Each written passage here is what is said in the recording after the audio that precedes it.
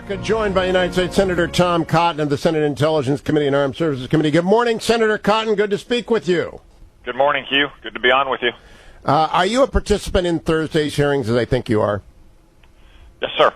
There are 15 members of the Intelligence Committee for the public hearing Thursday morning and for a classified hearing Thursday afternoon, and I suspect all will be there to participate. And how much time will you get, Senator?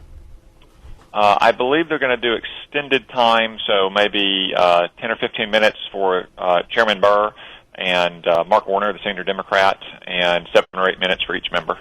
Now, Senator, you unfortunately are a graduate of Harvard Law School. I'm not sure you've actually been trained in cross-examination, and so I'd like to offer up that you check with Kurt Schlichter and myself. But there is one question I wonder if you think is going to come up, which is just asking the former FBI director if everything he previously testified to remains his testimony. Because to me, there is a predicate that he's got to talk about when he talked about the Department of Justice not interfering with his investigation. Do you expect he'll be asked about that?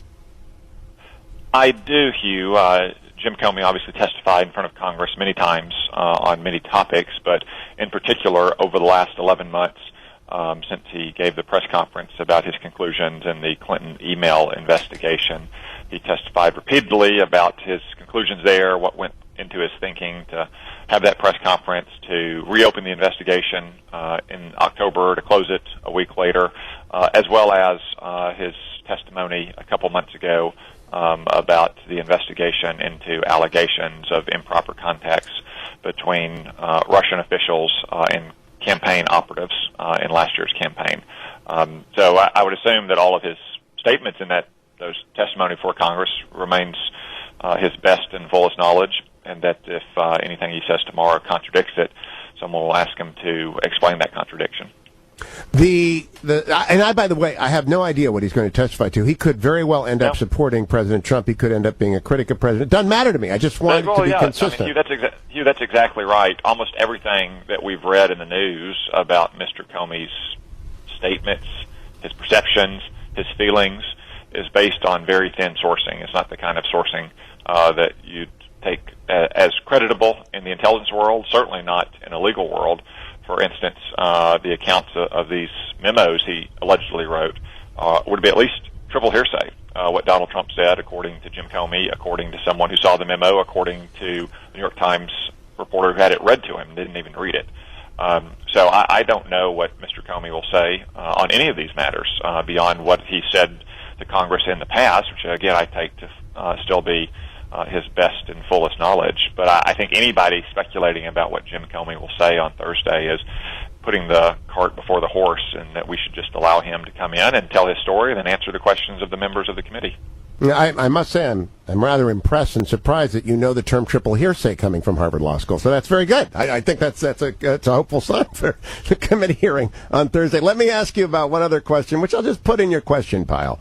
Yesterday, an NSA leaker was discovered within 6 hours of the leak being published and has been arrested. 6 hours by the acting director of the FBI conducting the investigation. Why is it that we've had no other leakers found in all the years that Director Comey was running the Bureau, but we found this one in 6 hours? Have they not been looking, Senator Cotton?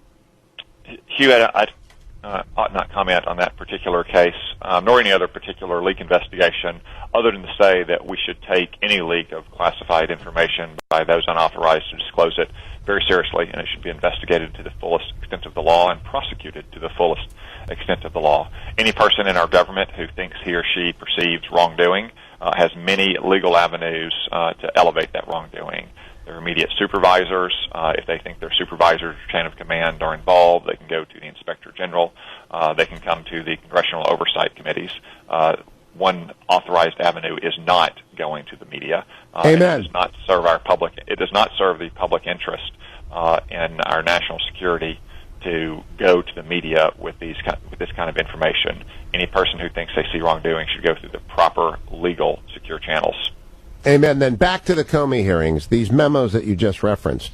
Will there be a request of the director for all such memos, both from the administration previous and current, regarding contacts with the president? I'm quite sure there will be, Hugh. And have you received any indication that such memos exist? I mean, beyond the hearsay, the triple hearsay that you mentioned, is there any evidence that's been turned over to the Intelligence Committee that it exists? I have not personally, Hugh. Okay. Last question. We have a minute. Jeremy Corbyn could be the prime minister on Friday morning. Would that, in your view, undermine the Five Eyes agreement because of the nature of the Labour Party government he would bring in with him? I wouldn't expect the Five Eyes intelligence sharing agreement to be impacted by any change in administration in any one of the Five Eyes partners, Hugh. And I don't want to predict what's going to happen in the election. The British people have their own choice to make.